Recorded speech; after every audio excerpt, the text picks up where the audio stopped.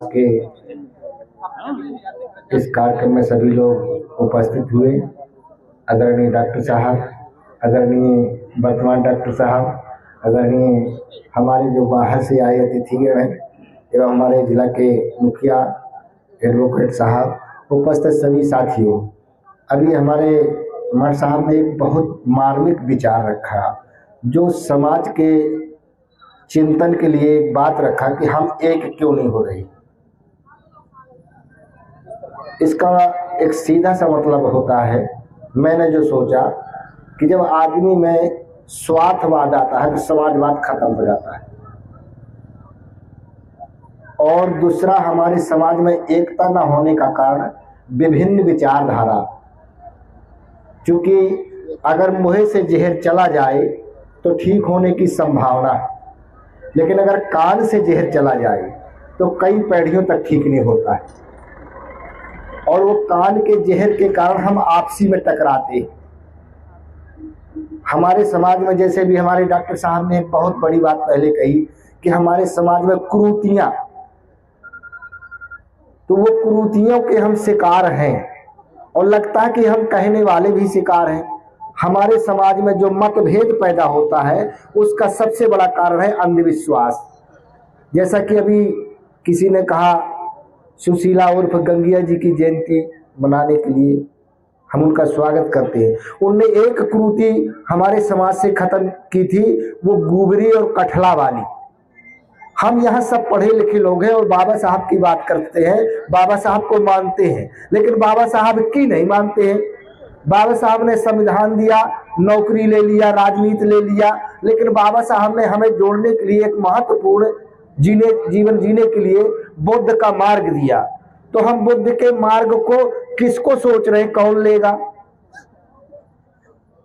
इसलिए मेरा सभी यहाँ बुद्धिजीवी समाज के साथियों से अनुरोध है, कुछ लोग हैं जो चिल्लाने वाले, कुछ दिन के बाद उनकी आवाज शांत होने जा रही है। अब उनके बदले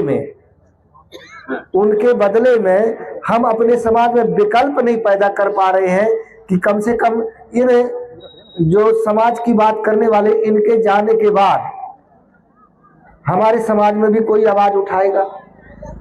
वही एक गाना गाया करते हैं, दिल के टुकड़े हजार हुए, कोई यहाँ गिरा कोई वहां गिरा।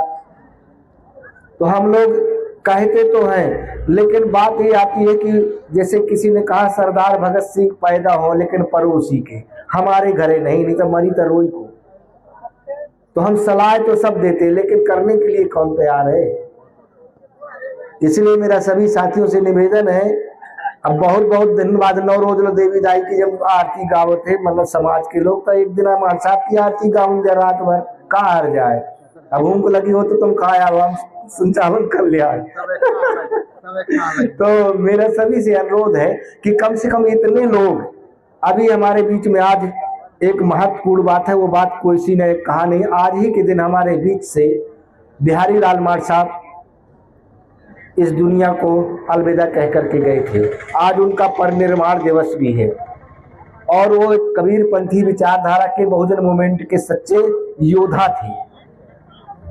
और उन्होंने एक जो मुहिम चलाई कि समाज में बन सके तो अपनी बॉडी दान करें, नहीं करना है तो मृत्यु भोज तो न हो।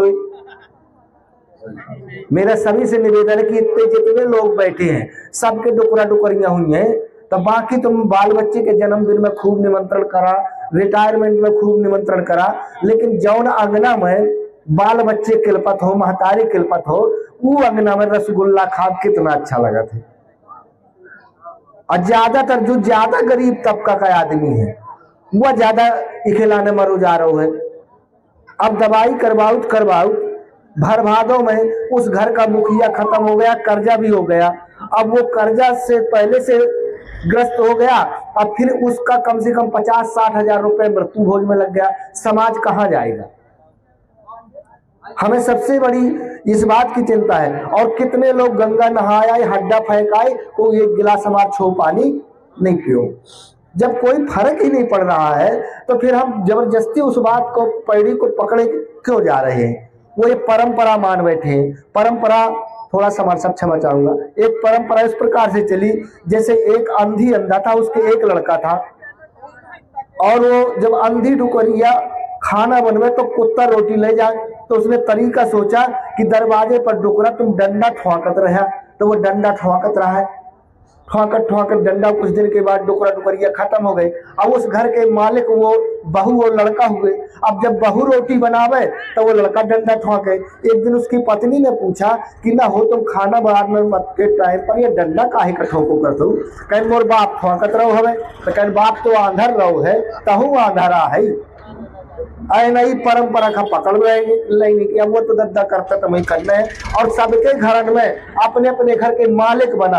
आज भी हमारे एक समाज के अधिकतर 80% घर में लोगन में वो दुल्हा देवता बैठो है। तय कोई आई भाई तोर ब्याह है तो दुल्हा नो ही, अब तोर घर वाली दूसरा दुल्हा न करे तो क्या करे, जब तो पहले से पूछिए के दुल्हा का। इसलिए सब मिचा को कोई जरूरत नहीं है, अपने घर के मालिक बनो, जब ही तुम्हारे घर में तुम्हारे बाल बच्चों के दिमाग से भय खत्म होगा।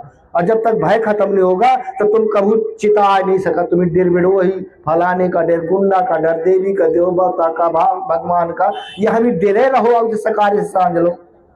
तो अगर आप लोग ये अंधविश्वास खत्म कर देंगे तो मेरा मानना है कि हमारे तुम्हारे विचारक टकराहट कुछ कम हो जाएगी। अब हमारे जैसे कोई साथी है वो 40 साल नौकरी कर ली नहीं, बाबा साहब के संविधान से आयारती गाऊ थे, कहा थे शारदा माता दैसी, शारदा माता के जमाने में इतनी चपरासी नहीं भागो। ये सबसे बड़ी क्रूरती है। कब अगर बाबा साहब होते तो क्या कहते कि मैंने जिंदगी भर तेरे लिए किया, अगर तू मेरे गुण नहीं गा सकता तो वो के गुण गा कि तू जो कछु नहीं करे। इसलिए मेरे सभी साथियों से विनती है कि समाज में जो कुरीतियां हैं, अंधविश्वास है, उन्हें खत्म करके एकता और भाईचारा बनाएं। और हमारे बीच में मनभेद हो सकते हैं लेकिन मतभेद नहीं होना चाहिए। हमारा लक्ष्य एक होना चाहिए, तभी हम एक दूसरे के रिश्तेदार कहेंगे। अब रिश्तेदार सगोआ और एक ही बात मनने ना काय का सगोआ जो विचारों से लगा। जैसे बाबा साहब का रिश्ता सम्राट अशोक का विचारों का था, बाबा साहब का रिश्ता कांसीराम का विचारों का था, गुरु रविदास जी कबीर साहब का रिश्ता बाबा साहब का विचारों का था। तो विचारों के हमें रिश्ता से जुड़ करके एक विचारधारा धागा है और हम आप सब एक फूल हैं। वो फूलों में हम गुथ करके अगर हम एकता और भाईचारा बना करके रखेंगे तो हमारे समाज का भविष्य भी सुनिश्चित होगा। और हमारे समाज में जो कुरीतियों का बढ़ावा हो रहा है, तो आज हमारे मोबाइल के जमाने हैं, सब लोग अपने अपने मोबाइल में सर्च कर सकते हैं अपने महापुरुषों का संघर्ष। और ज्यादा मैं समय न लेते हुए अपनी बात को यही समाप्त करता हूँ। बस इतना आप लोग विचार कर लेंगे, यही बात। धन्यवाद। जय भीम, जय भारत, नमो बुद्धाय।